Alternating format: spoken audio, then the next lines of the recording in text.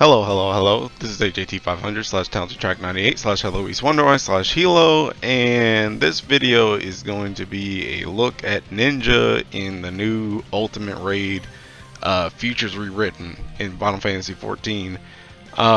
We finished progging this fight, and there were definitely ups and downs to it, but that's not the video for this.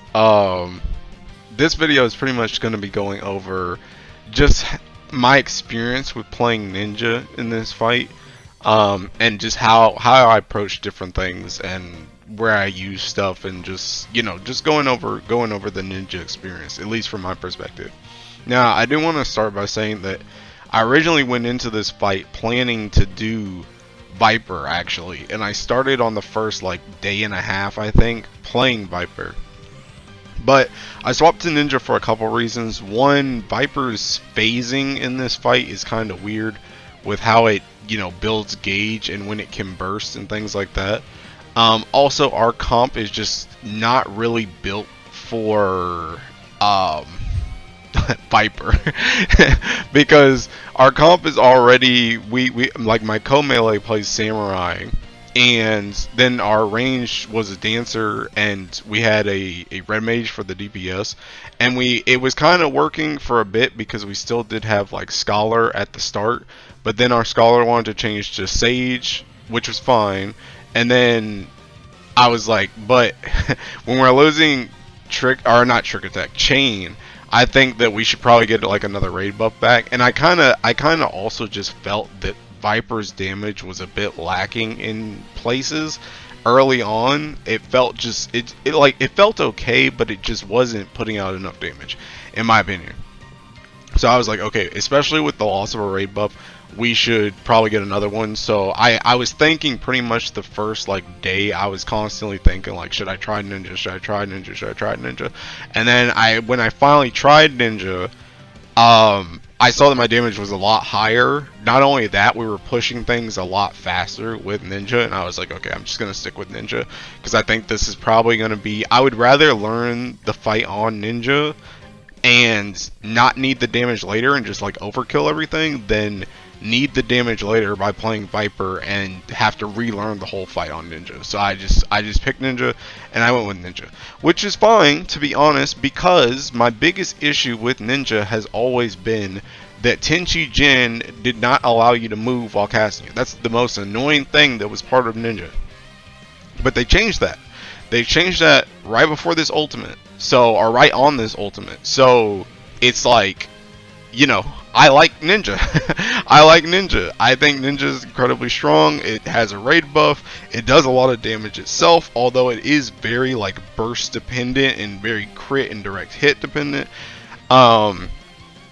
which can be kind of an issue. Your damage does fluctuate a lot, but overall it's really good. Also, Shikuchi is the god. Holy, oh my god, what a movement ability, bro. But yeah, so pretty much, again, this is just going to be looking over Ninja in this fight, so let's pretty much get into it. Okay, so I'm just going to let this first part play. It's really not that crazy. I'm just doing the standard Ninja opener here for this fight. I think it lines up pretty perfectly, actually. So it's very good. The standard Ninja opener, I think, works here. There's not really a lot, and also you can see right here, this Tenchi Jin movement is god tier for the very start of this phase, which is really cheeky nice. The one thing I'll point out here, and people that watch me stream this will know, there is a certain part right here where essentially you really want to be able to get this last 5 gauge right there. AKA, you want to get your starting the combo off, and I am playing at 2.12 GCD, so I'm playing at the standard GCD.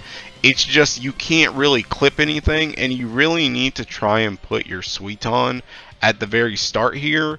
You really need to try and put this Suiton at 1 second, so that you can actually have enough time and have your GCD roll so that you can get everything out, so that you can get this right. I could usually tell too if by the time I get to this Gust Slash right here, if I can get most of this Gust Slash's animation out before he actually starts casting, you're probably guaranteed it, because Ninja does have like that faster GCD just in general.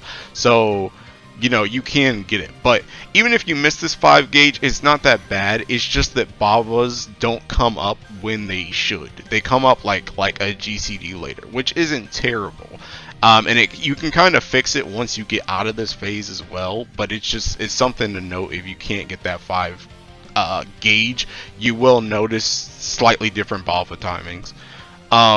This is pretty much just doing mechanics. There's not really a lot to talk about here for Ninja. We'll keep going on through here. Now, there is one thing I want to note here, and I have to kind of remember what it was even like. I think what it is, and the reason why I don't do this is because we were already overkilling Thancred, so I figured out something more optimal, but I stopped doing it because we didn't need the damage. But I think pretty much here, what you can do is, I think you need to do, if you actually need more damage on this phase, I think what you do is you do like maybe 2 GCDs before you actually press this Kunai's Bane. So right here, you see me do 1 GCD, and then I immediately go into this stuff here.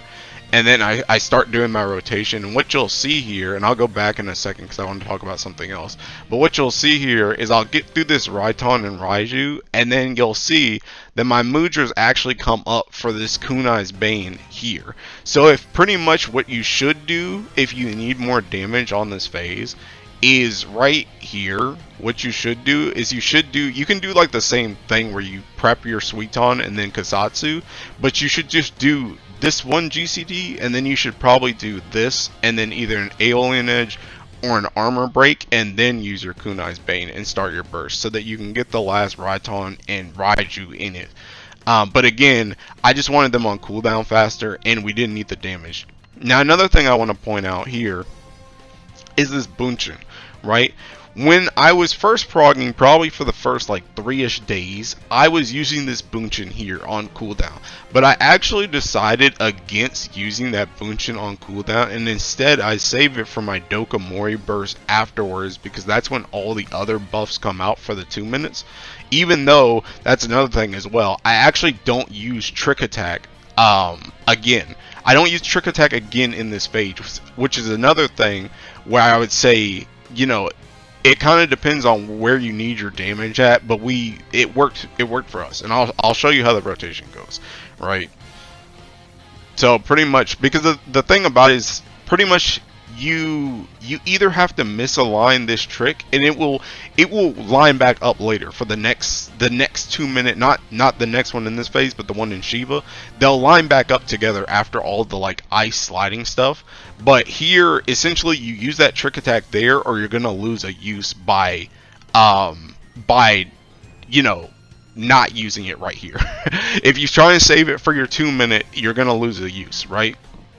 And essentially that you get an extra use in Shiva. So I'll show you how it goes. But anyway, I decided to save that Bunshin for my 2 minute burst instead. So we'll see here. And then this right here, that GCD for that Armor Break or Aeolian Edge, that is also where you will get this Bava. But if you missed your gauge, you will not get that Bava right there. It'll be like 1 GCD slower, right? So pretty much same rotation here. Keep doing normal GCDs. Right here, I always, on that GCD, that Gust Slash, I always put a feint here, and then the next GCD afterwards, I always Bloodbath, because there's a huge dot coming through. Now, another thing here, and this is actually the perfect position too. When I come around here to get ready for my 2 minute, I always lead with an Aeolian Edge, and you're gonna see me true north here. I always true north in that same spot, because depending on where our main tank Strelly is, sometimes he'll be in this top group, sometimes he'll be down here. But if he's in this top group, you don't really need the true north. But when he's in this bottom group like he is right now, if you want to hit this Aeolian Edge, the boss doesn't swap around fast enough for you to hit it, you know, in the back, which means you have to go up there when I want to be positioned down here. So pretty much I just got into this habit of always hitting that true north right here, so I could always get this back positional and be where I want to be, right? After this back positional, I go into the Bunshin. Then 1 GCD later, I do the Dokomori.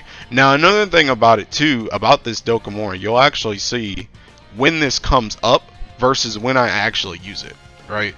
And I'll show you this. It actually comes up after this Aeolian Edge, but I don't press it immediately, and I'll show you why I don't press it immediately in a second. I take one more. Also, it just lines up with everybody else's 2 minutes here. Like you'll see, as soon as I press it, that's when Teaching Divination and the Dancer buff will come out. The chain should be like a second later. Yeah, right there.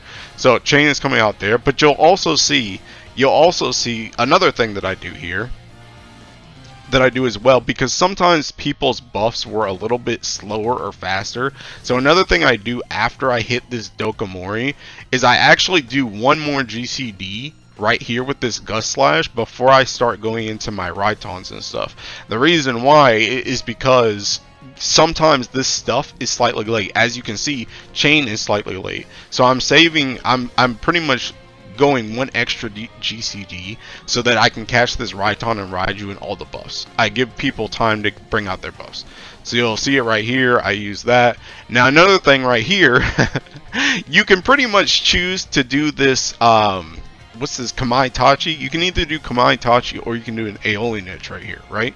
I like to do this Kamai Tachi first. The reason why is because you'll see right here, watch the boss. Watch the boss on this GCD after the Rhyton Raiju. You see how he jumps right there? Sometimes he jumps and he turns.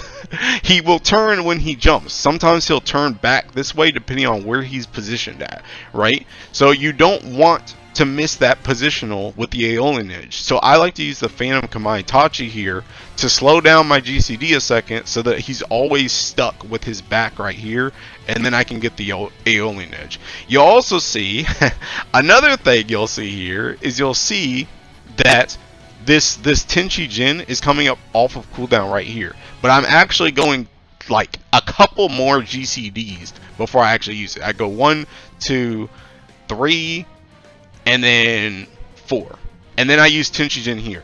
Now, this is the perfect run to show you this, because if you get lightning here, you have to get out. So I try and get these 2 GCDs off before I hit Tenchi Jin, and then I use Tenchi Jin to essentially turret from my tower, throw everything out, and then jump back in right there.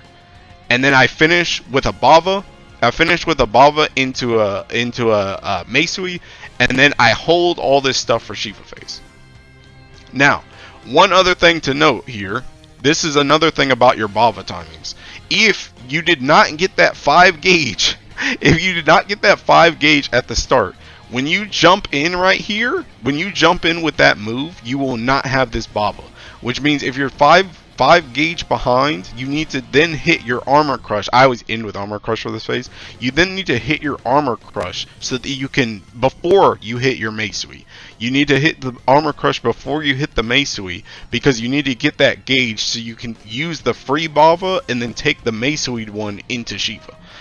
If that makes sense. Hopefully that makes sense. And then here you're just kind of GCD, right? And then we go into Shiva phase. Okay, so addendum to Thancred. One thing I wanted to bring up here was I wanted to bring up that when you get to this Burnished Glory, this first one, you kind of want to use your Shade Shift here so that you don't kicking die to the bleed. You'll see me use it like right after this Aeolian Edge. I use it like really fast right there, but it's on. You don't have to use it before the Burnished Glory, just during the dot tick is fine because it'll take one of the dots. So that can help keep you alive a bit during that first part, right? Another thing I wanted to note was also just during this part right here, again, if you don't have that 5 gauge, at the start, your Bavas may come up at different times, or the gauge for this Bunshin may come up a slightly slower, and it may lead you to have to, once you do this Bunshin, you may have to double weave Bunshin into Dokomori to put it up at the right time, because your gauge is slightly behind. It's just something to note. Another thing I wanted to talk about with the Dokomori is why I use it. Why I use it 1 second later, not only just to line up with the rest of the raid buffs, but let me show you how my burst actually ends with this Dokomori. So you'll see here, after I use my Kamai Tachi, I use the Aeolian Edge, I use this, then this, and then I walk away 10 Jin and Tenri, and you'll see right here I have 2 seconds left. 2 seconds left. Jump in, drop this, and then pretty much my buff is falling off right there. So you can still get pretty much all of your bursts in that Dokomori before it actually falls off when you do that one GCD later. So that's pretty important to do, in my opinion. So that's it for this addendum on Thancred. Alright, see you in the next part. Okay, so now, Shiva phase. Now, there is a lot of stuff that can happen differently at the start of this Shiva phase, depending on how fast you kill Fatebreaker, right? How fast or slow you kill Fatebreaker will determine how much gauge and what GCD you actually end on. If you end going into, like, you're prepped and ready to go into an Aeolian Edge or an armor break, I always do Aeolian Edge at the start, but just know that you need to start at the north if you want to hit that Aeolian Edge on the back when she spawns, because she always spawns facing south, right? Otherwise, you could just start wherever you want. I like to start on east because east is like my side for this fight in general. So, and just in general in my group, I'm like always on the east. So I just start on the east by default. But if you start with an Aeolian Edge prepped and you want to press it, you need to start north so that you can actually hit it on the positional, right? The other thing to know is that she can prep a Suiton while she's appearing, right? Because you're gonna go into a trick attack soon. But the very important thing to know about a trick attack here, this is kind of like something that happened with Fatebreaker before that I showed you, is you want to be able to get an extra Raiton and Raiju in this trick attack, right? Or in this Kunai's Bane, whatever. I'm going to probably mix and match those, but please forgive me. So anyway, the trick to it though, the trick to knowing when you'll do it, because your stuff is going to be weird because you're going to go directly into Suiton, and then you're going to pop a Kasatsu, and you're not going to be able to see your Mudra timers, right? The trick here, if you've been following this rotation, right, the trick here is you want to see when your gauge is going to hit 100 preferably, or 95, assuming you push at a different time. And what I mean is, depending on when you push, you're going to go in to this phase with different gauge and different amount of gauge, and depending on if you got that 5 gauge at the very start, it's going to change how much gauge you're going to have when you go in here. So you may get to a point, what I'm trying to say is you're either going to get to a point where your GCD is going to allow you to land exactly on 100, or it's going to get to a point where you're going to get to Gust Slash, you're going to finish your Gust Slash, be prepped for Aeolian Edge slash armor break, but you're going to be at 95 gauge, and if you press either of the buttons, you're going to go over 100 gauge, so you're going to overcap, right? So that's the time when you do it at 95, if you get into that situation with your GCD. So let's see which one I get, right? I can't really remember. But yeah, so you do Suiton here, pop Kasatsu, do your stuff, and again, we're holding that trick attack. It's okay, it's going to line up with this regardless after the mechanic, you'll see in a second. So right here, you'll see, so I'm going to get to exactly 100, right?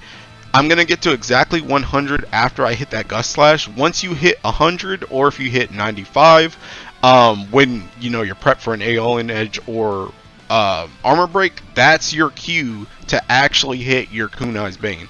Because that will allow you to go straight into your Kasatsu Hyosho, then bring out your Dream Within a Dream. Then you can do a Raiton into Raiju. You also can take that Meisuite Bava into another Bava right afterwards, and you'll see my Mudras are coming up at the perfect time right here to do another Raiton into a Kikin Raiju right there, and then there you go. You got all that stuff in your trick attack. So that's how you optimize for this trick attack timing right here, right? I also got in the habit where I just threw out this Bava right here because I don't actually use this as soon as I come back after the next phase, and you'll see. Another thing that I like to do here, if possible, is I like to try and get an armor break here to get up to two or three daggers.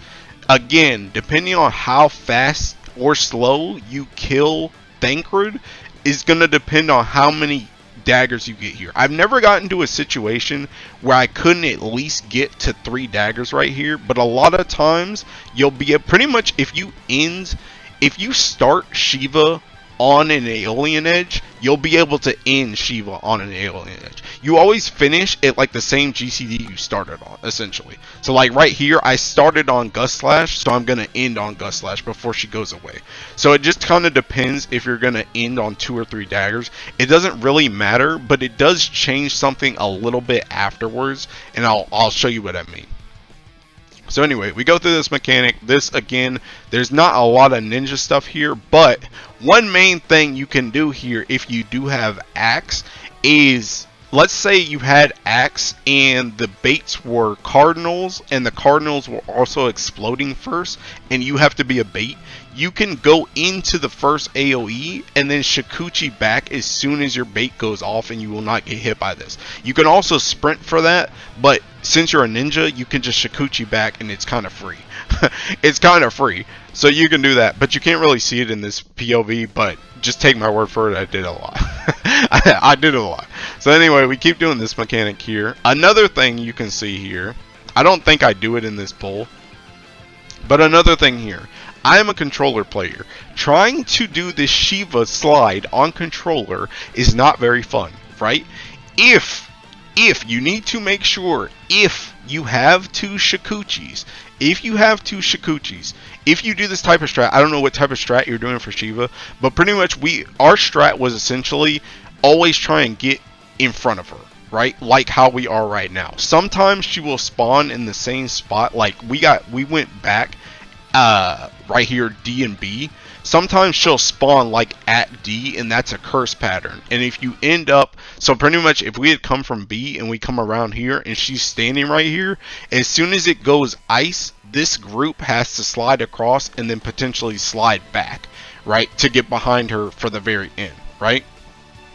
But all that is to say, depending on what type of strategy you do for the Shiva, if you have 2 Shikuchis, you can Shikuchi around the map to get to where you need to go if aiming is difficult for you. So like for right here, I think this might be stillness. Let's see. Yes, this is stillness. So you can't do it on stillness. You can only do it if you're doing the same strategy we are for Shiva. You can only do this on silence, where pretty much if it's silence, she hits the back first and then she hits the front. So on silence, what you can do is you can Shikuchi like right here, wait for her to do the back dodge, and then Shikuchi right there as well, if you have 2 Shikuchis. Again, you need to make sure that you have 2, because if you had like an axe pattern and you use Shikuchi, a second one will not be up for that. So it's mostly safe whenever you get that scythe pattern in the mechanic before this. But again, this is stillness, so I have to actually do the mechanic. So again, now another thing, I like to Shikuchi right here. Absolutely not necessary, but I like to Shikuchi right here. Now you'll see we have timers coming up down here. 18 seconds on Dokomori, 34 on Tenchi Jin. This is up, this is up, this is up. I want to, oh, also Meisui is coming up. I want to line these up with other people's 2 minutes. This is still lined up with other people's 2 minutes. So again, I'm going to sit on this, and I'm going to sit, well, I'm going to use this, but I'm not going to use it immediately. I'm also not going to use this until it's right next to my Dokomori coming up, which is another reason why I used that Bava before we went into this part of the phase, because I already know I'm not going to be using this, so I'm just going to have to use a Bava once I get here anyway to not overcap on gauge. So I just started doing it at the start of Shiva regardless, right? And I also start right here because I already know that I'm going to be sitting on this trick attack, or Kunai's Bane. I already know I'm going to be doing that. I prep a Raiton into Raiju here just to get my Mudras going again, essentially. I also drop a feint right there. I always feint for this part. Now, okay, this is another thing as well. Another thing, after that Raiton Raiju right here, this is another thing for timing so that you get all your stuff in the right spot in the right time. After that Raiton Raiju, you do 2 GCDs, and then that's when you prep your Suiton. So you'll see me prepping my Suiton right here, directly into Kasatsu. I do an Aeolian Edge right here, and now pretty much I'm waiting for this Dokomori to come up. And you'll see right here also, I'm going to get this gauge for this right here, right as the Dokomori is coming up. So I like to do this move. I like to do Bunshin once, do a GCD, then Dokomori, afterwards, and then that's when all the other buffs are coming out. Then one more GCD, and then I like to do my trick attack right there. And then from here, you can start prepping your Hail Show and doing all of your burst stuff. Now, another thing I like to do is I always like to grab an armor break right here, because trying to get your positionals later without using True North can be extremely difficult. So I like to build up daggers here so I can just spam Aeolian Edge later, right? Because another thing you really want to try and do is before Light Rampant in this phase, you want to try and get as many daggers as possible down. Is what I'm trying to say. You're trying to go empty on daggers, because you're going to use the end of Shiva phase to prep daggers again for the ads phase. So you'll see me here. I like to try and get this armor break before I go into my Tenchi Jin. Even if Tenchi Jin comes off cooldown and I have to sit on it for like 2 seconds, I always like to try and get this armor break right here, because sometimes your rotation will be different, again depending on how you kill Thancred. Right, your rotation will be slightly different. So then I go into Tenchi Jin here, throw this stuff, move around, and then I pretty much just bursting here and just throw out everything you got. Now another thing here is, depending on where your GCD is here, you want to try and sneak in a True North. If you can, sneak in Bloodbath around here as well. And also after that second mirror hit, I always try and sneak in a second wind somewhere, right? I don't think I had second wind here. I think I already used it because I think we had a low man stack on the runaround part. Another thing I wanted to say was around here, after I do this Raiton, Raiju, and all this burst, I sneak in my Shade Shift. I try and get my Shade Shift for this original one, and then I usually use second wind after the second one, is what I was trying to show you. So again, pretty much just bursting here. And around here, you would be looking to do True North, because you're going to need it for the Aeolian Edges. I'm really far behind in this combo right now, so I have a lot of time to actually get to that True North right there. And again, this right here, I'm going to be able to get through 2 daggers, but I can't get through the last one, which is fine. That happens, but it's just you want to try and get as many daggers off of you as possible. Now, we're pretty much just going to go through the Light Rampant thing. There's not really... I do know, I remember me and my 9th man, Suko, we looked through, we were trying to find some troll spots for Doton. And some people had Dotoned here. I don't think that's worth, because what you end up doing, pretty much the point of the Doton there is to try and line up your trick attack so that it comes up at the exact same time as your Dokomori in ads. But I'd rather just use the trick attack here, because you lose a use if you don't use the trick attack here, even though it comes up slightly slower for Dokomori. So here, once these stacks or spreads are going off, you can start prepping your Suiton for your trick attack burst here. So as soon as she comes back, it's Suiton into Kasatsu into Kunai's Bane. Now, one thing that you need to do here is, this is actually pretty important for timing as well. When you do this Kunai's Bane, you need to double weave it. You need to double weave it with Dream Within a Dream. You need to do that immediately. If not, like, you need to do this as fast as possible, and you ideally want to do them in the same weave. That is because when you're moving around for the ads later, you need them to be up at very specific times so that you can move out of the AoEs without clipping anything. So I'll show you what that looks like in a second. Now again, you can just do your Hyosho here, finish with a Raiton Raiju, and then you can just start building gauge here. You don't have to spend anything else, just build up daggers for the next phase. Now, assuming you actually are behind on damage and you need more damage here, also save your Bunchin here. Do not use this Bunchin either. Save all your gauge and build up the kunais. But assuming you need any more damage, you can throw out a Raiton Raiju here or do an Aeolian Edge. But that's about it. You can also throw like a Baba if absolutely necessary. But assuming your team has the damage, you just build gauge here, right? So now you see me here, and I'm already on my second hotbar for my potion. You need to use this potion as soon as you get unfrozen. You need to use this potion as soon as you get unfrozen. You can see me spamming it here. The reason why is because this next potion, if you're gonna do the same potion that I do the potion here, or I do the potion at the very start in the opener. I do the potion here, and then I do a potion in phase 4 and then phase 5, right? Essentially, to get your phase 4 potion where you need it to be, you have to use this one immediately, because it will be an extremely tight timing for the one in P4. So just note, you need to use that first. And directly after that, I also spam Bunchin as soon as the potion's off as well, to get that on cooldown as fast as possible. Now, you also are taking this GCD. You will always end this last part of Shiva right here. Assuming you hit everything exactly how you're seeing in the video, you will always end this last GCD of Shiva on this Gust Slash. You will always end it there. You cannot get this Gust Slash out at 2.1% or 2.1 skill speed. You can never get that. I just stopped trying because you literally just cannot hit it, right? So pretty much you'll see I always end on that GCD right there, right? And you'll see I'm not even pressing it anymore. So you always start the ads phase on that GCD, right?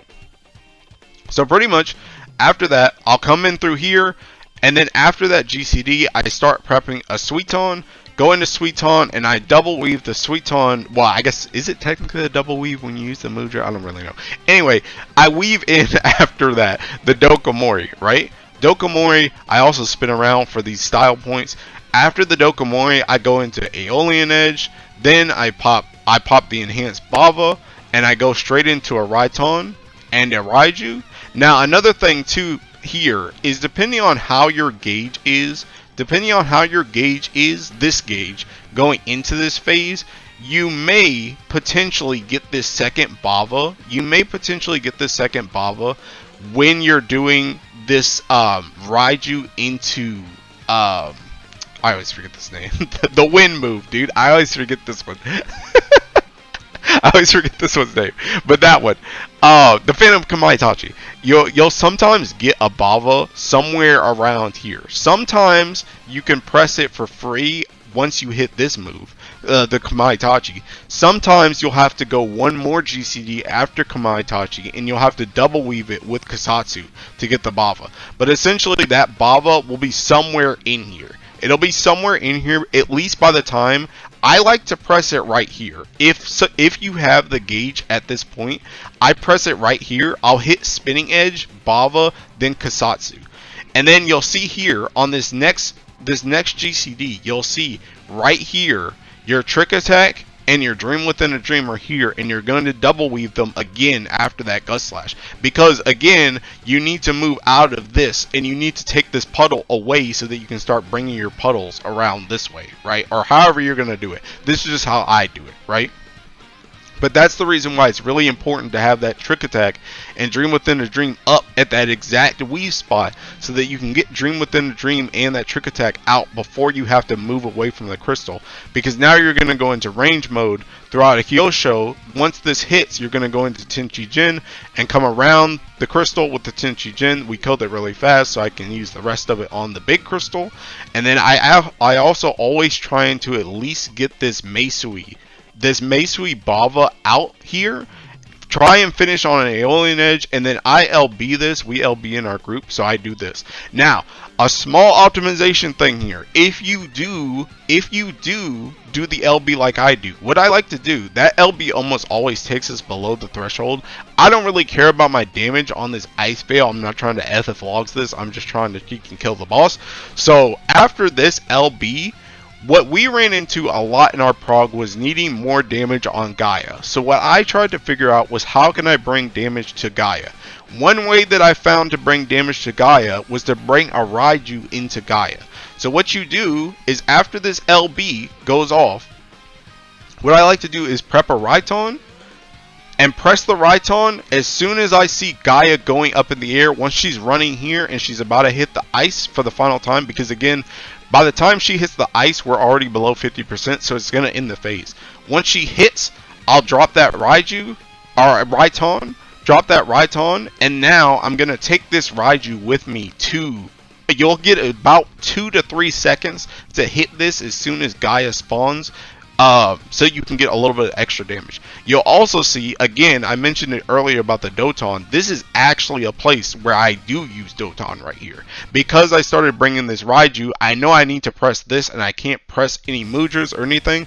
So as you see here, once I get to around 3 seconds on the Mudra, that's when I start prepping my my Doton for this, so that it can carry over into the Gaia phase as well, and I can keep my Mudras to continue going, and I have the ability to now use this Raiju.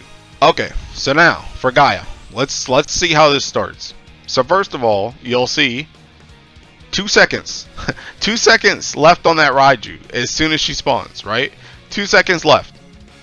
As soon as she spawns, hit the Raiju, and you can see a nice juicy 65k. A nice juicy 65k. Also, you'll see this Doton is still ticking.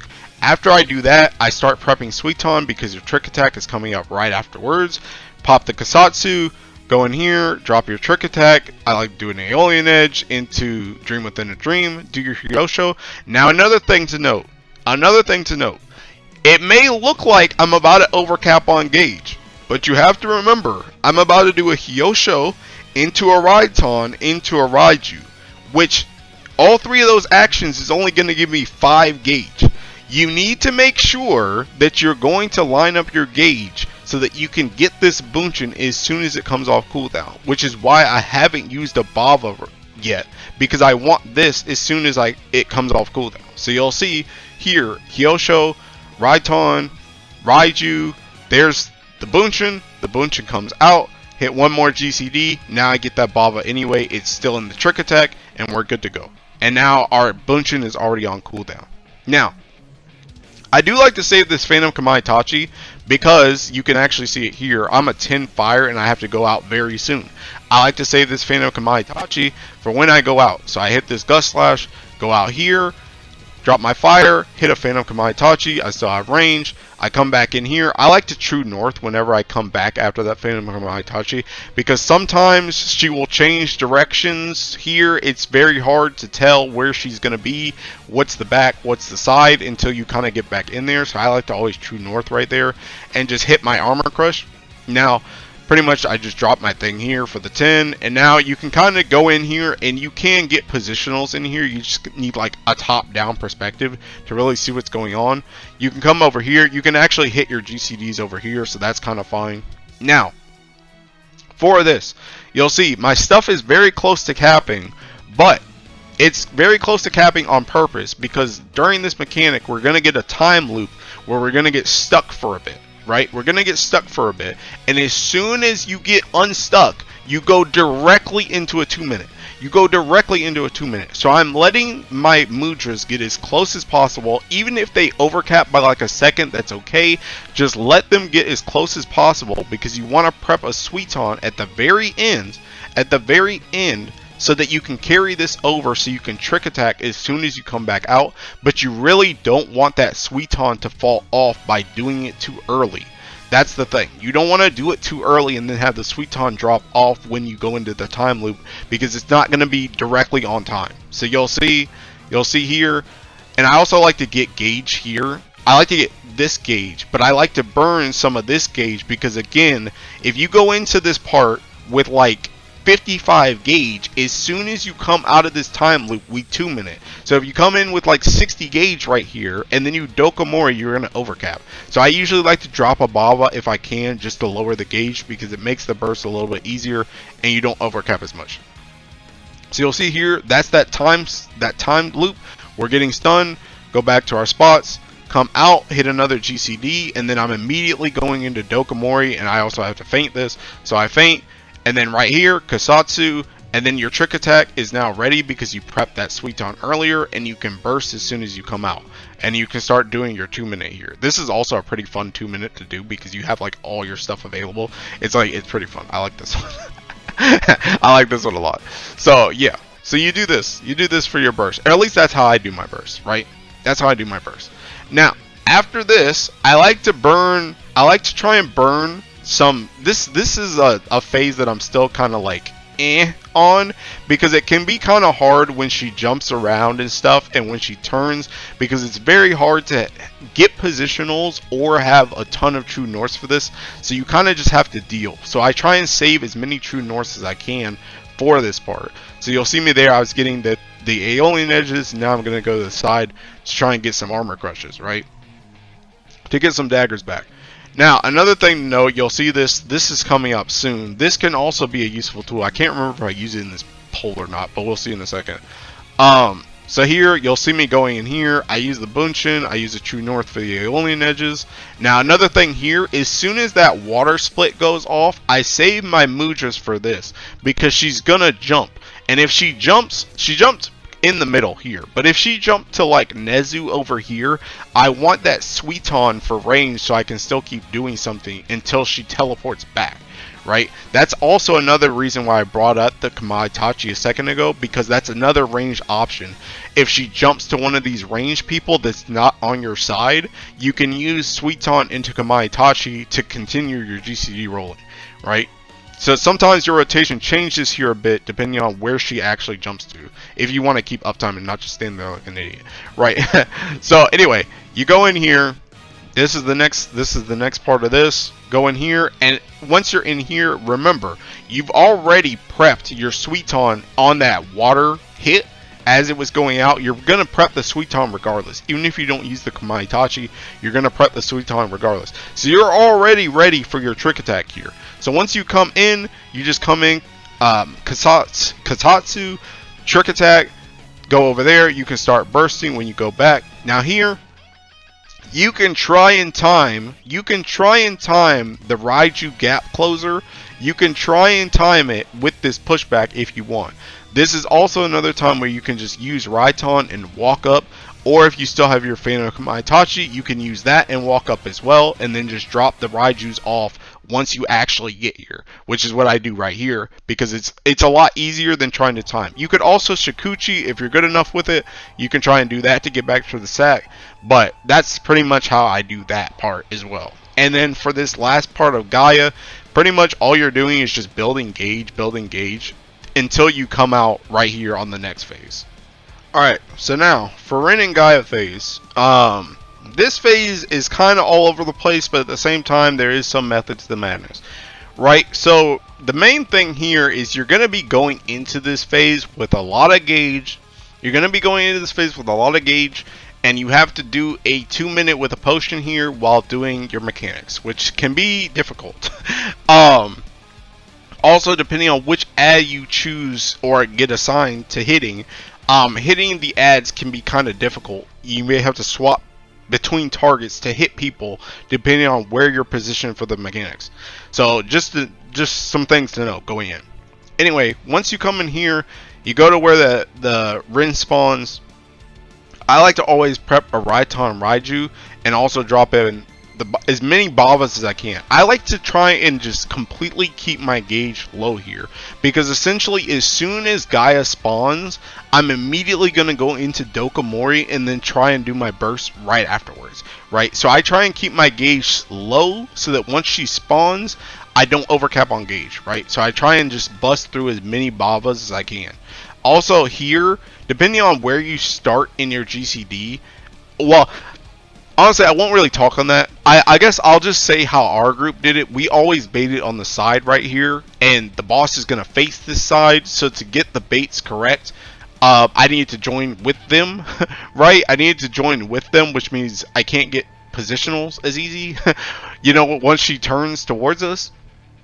So, pretty much what I'm trying to say is try and get as many Aeolian edges as you can without using True North. That's what I'm trying to say. So here you'll see like I'm already kind of cooked right here, so I just start prepping a Suiton here. Another thing too, just about ninja in general, if you're gonna use mudras and you also know you're gonna use True North, try and use the mudras not in the middle of your True North. You probably have at least one mudra you can fit in there and still get through 2 combos, but if you get your mudras out the way, then you kind of just do combos in True North and you can hit like 2 positionals very easily, right? So here I do the Suiton first into the True North Aeolian Edge, come over here. I still have True North up, so I can just hit this Armor Crush. Now you see also I have to feint Ryne and then swap to Oracle or Gaia to then Dokomori and Trick Attack, even though these are AoE, but I focus on Oracle for the most part in this phase, so I'm trying to swap to her so I can hit her, right? So anyway, once she spawns, you come over here, Dokomori. Now I'm gonna keep it 1000% with you, Chief. I do not give a crap about this gauge. I do not care about these positionals in this part. It is so all over the place, and I have so much other stuff to press in my 2-minute. I do not care. It has never really affected our damage in this phase. I do not care. So if you see me overcap, I don't care. Anyway, you'll see me Dokomori here, and then I'll go into my Trick Attack here. Now another thing, you'll see, look right here. Look right here. Look at this potion timer right here.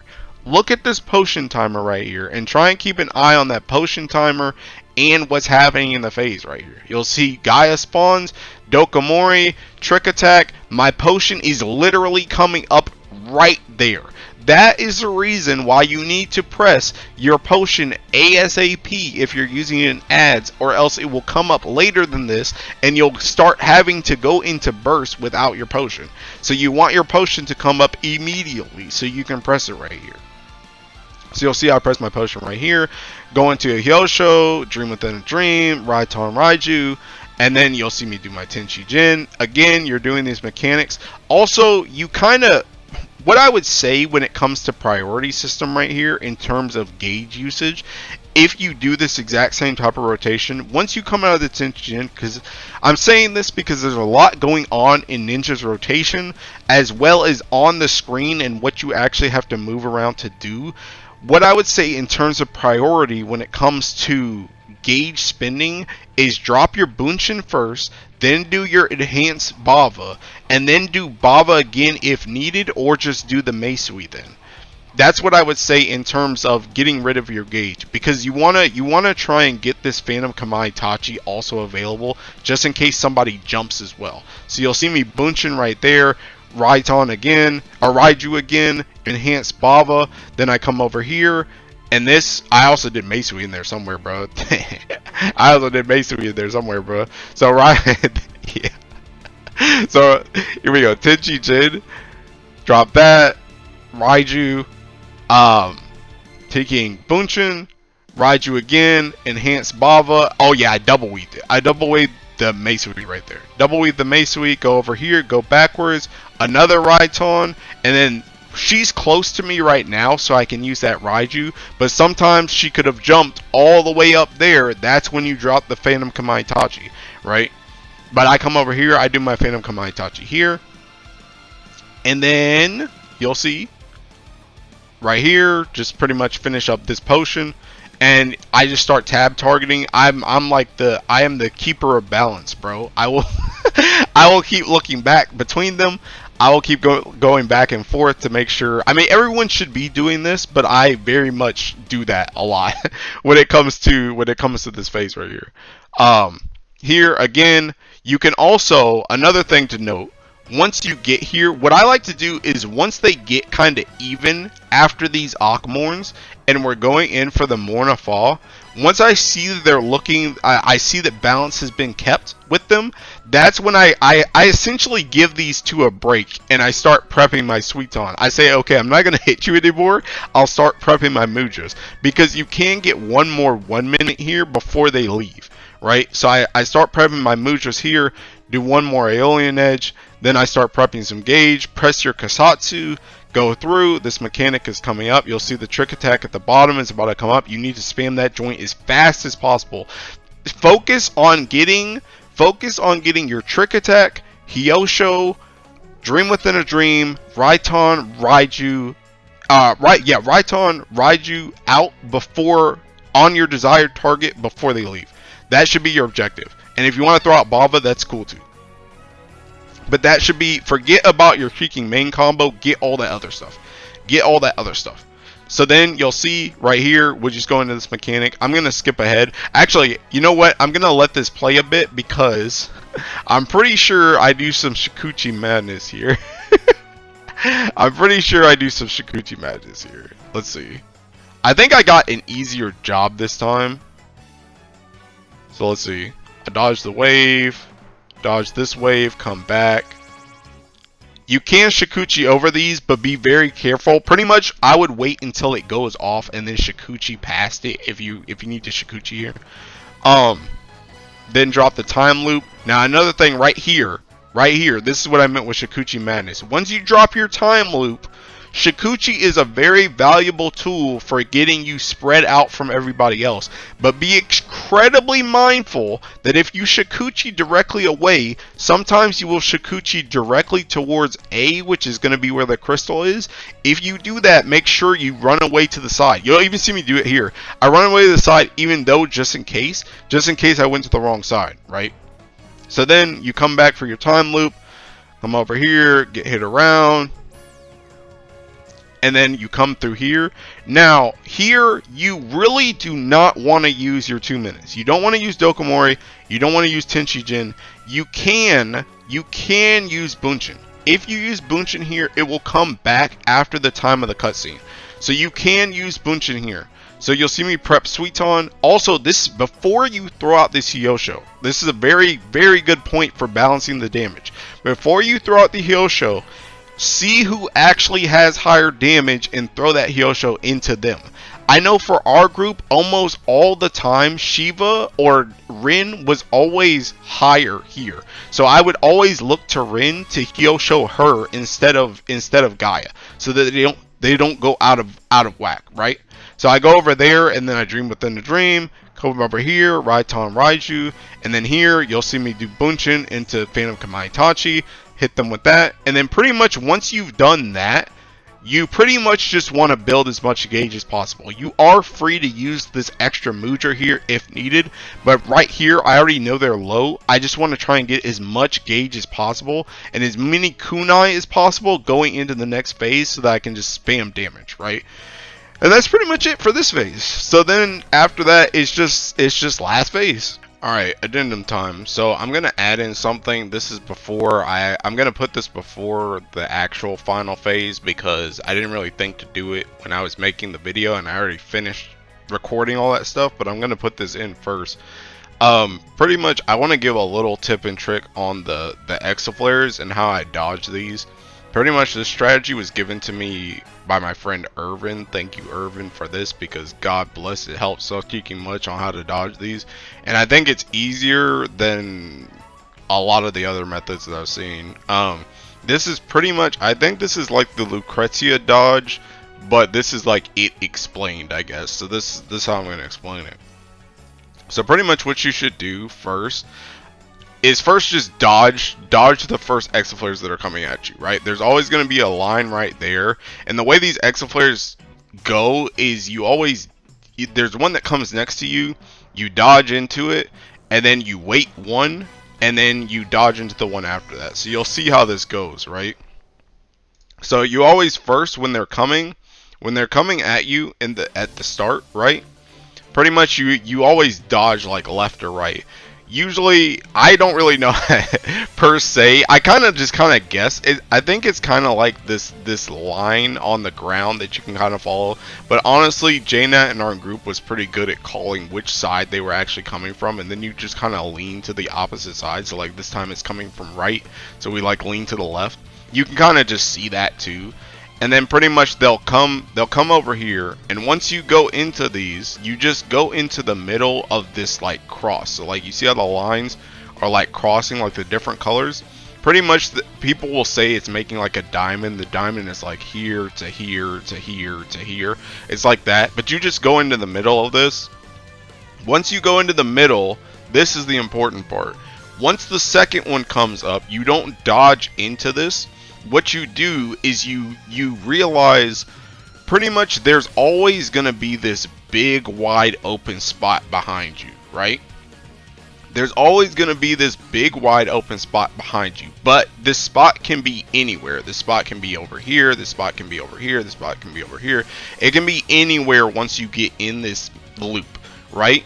Your objective is to find out where the mess of AoEs is, which is this right here. And then essentially you find this lifeline right here. This line that's always going to be next to you. You find this lifeline and you take like one step back. So you go from like here to like here.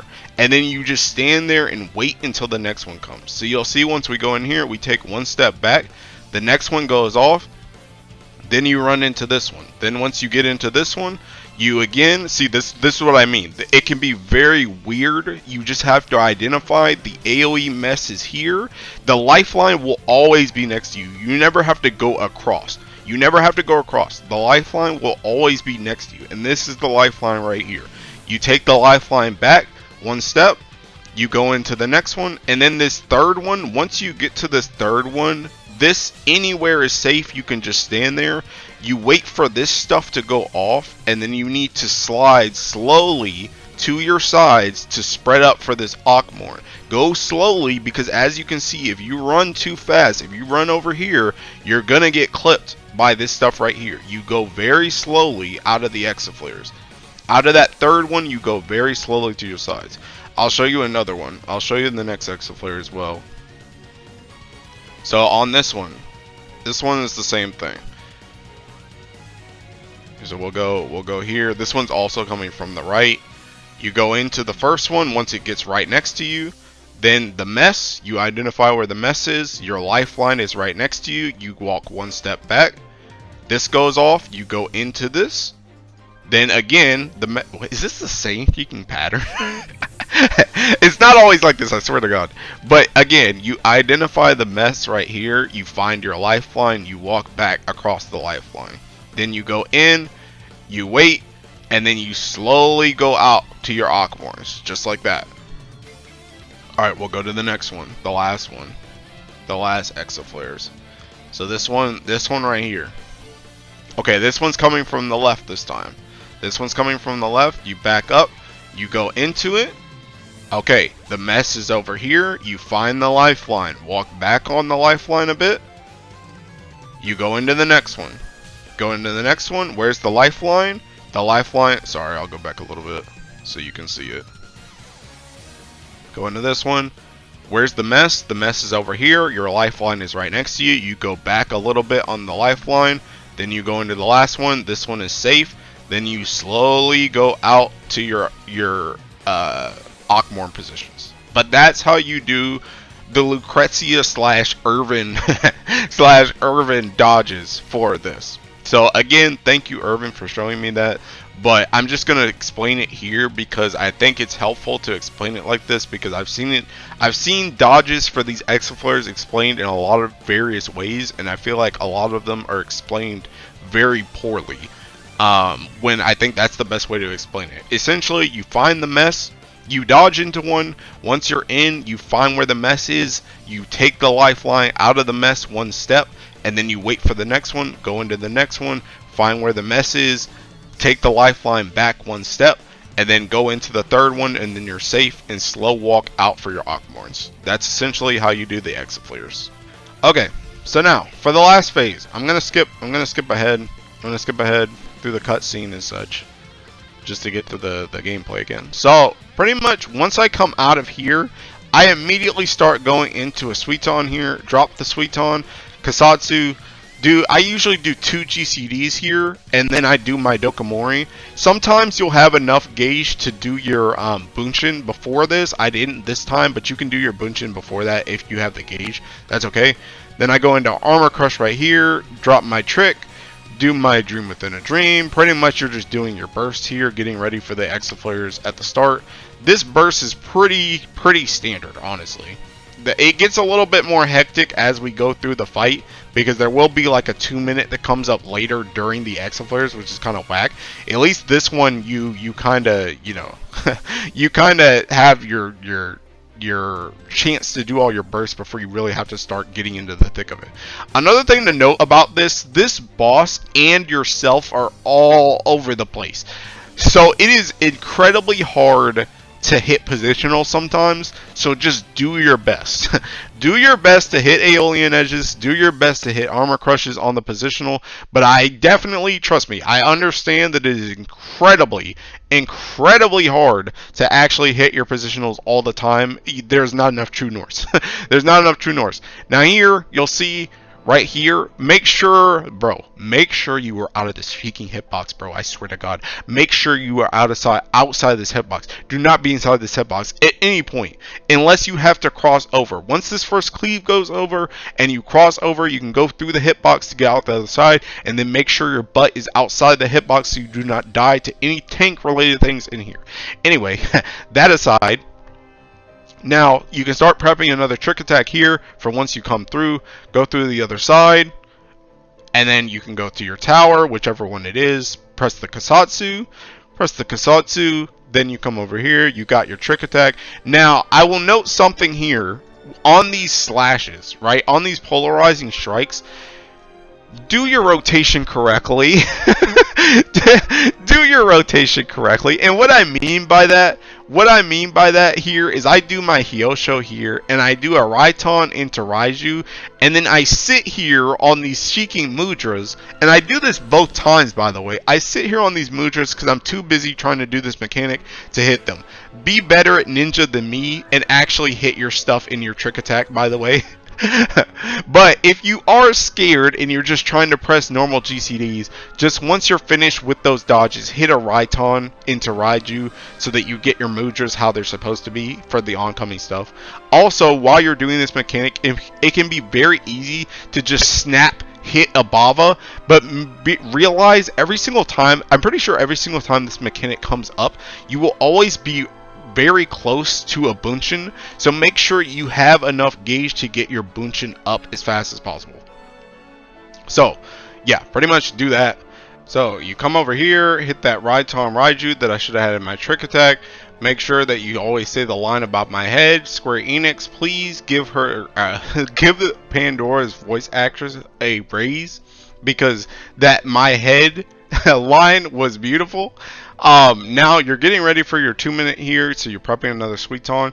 This is also going to be where your potion is, and I highly recommend that you actually potion here on ninja, because you're almost certainly going to be the LB bot as the ninja for this phase, and you have very little time to actually LB and do all of your bursts at the very end on ninja, so there's no point in actually saving this potion. You want to do it here so that you can get everything in all of your 2-minute in the potion is what I'm trying to say.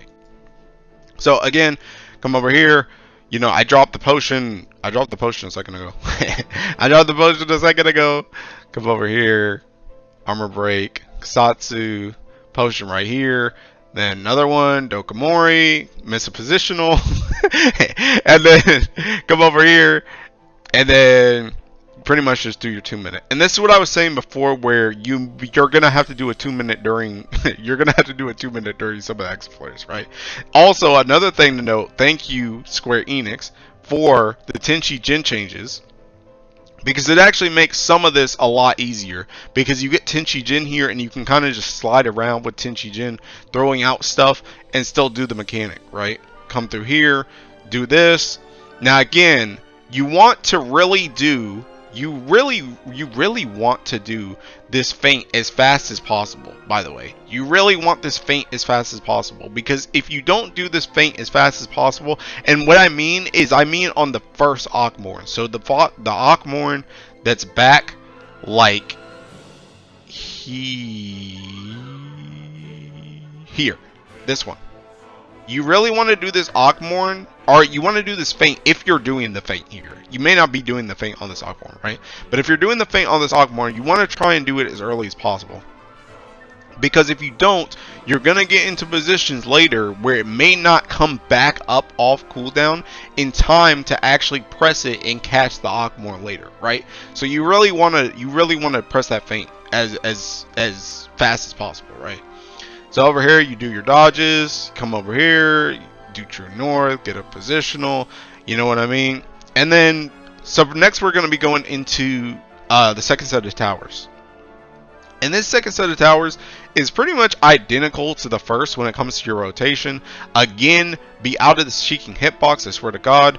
Come over here, you're going to be prepping a Suiton, prep the Suiton, go through the boss, come out the other side, and you're going to be getting ready for a trick attack soon. So again, you're prepping, you're prepping, you're prepping, your Kasatsu's coming up, press your Kasatsu. Then over here, again, that Bunshin just came up. You want to make sure when you're around these polarizing strikes, your Bunshin is going to be coming up. So make sure you use that. Come over here, Trick Attack, Hyosho, Dream Within a Dream, and Bava. And again, please, for the love of God, use use your Raiton Raijus in your Hiki Trick Attack. Oh my God, it's so embarrassing, but please do that.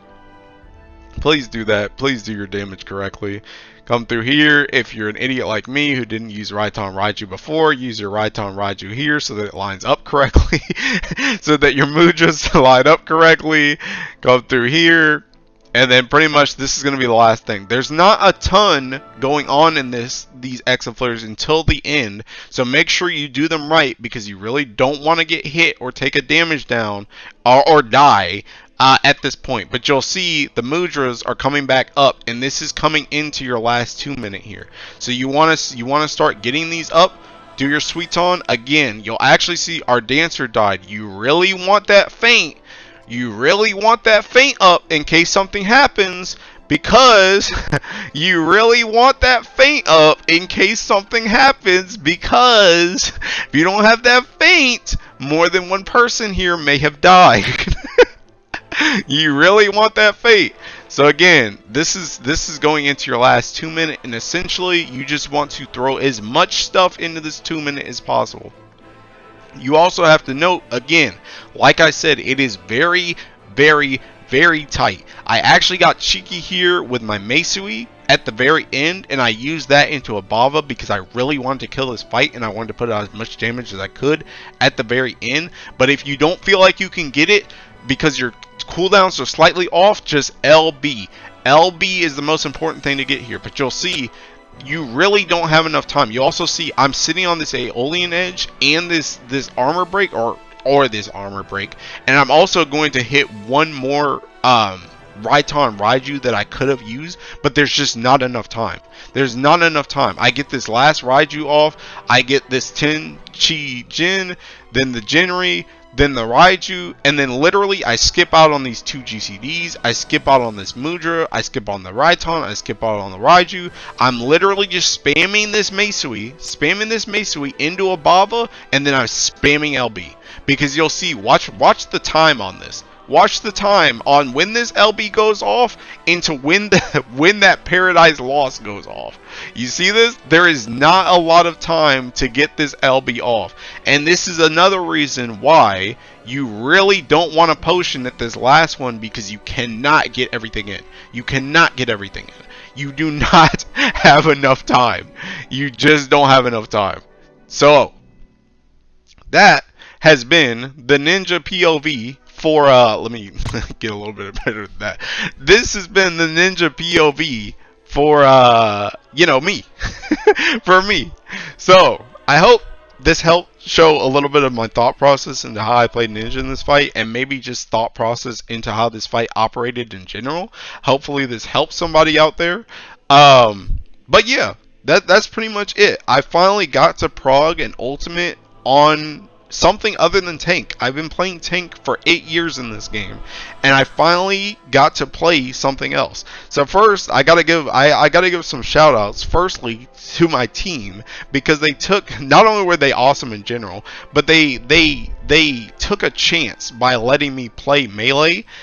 Because they also knew that I've been playing tank for 8 years, and I finally got to play melee in an ultimate for the first time, like fresh, where it's not like a reprog or something. I got to freshly prog an ultimate on melee, which was incredibly cool. I also need to give a shout out to my 9th men, Suko, Kasumi, and Ryder, who all helped put together strategies for the fight in general and show us what to do in a lot of places. So that was just also very, very good. I appreciate you all. Thank you. You made the prog a lot easier.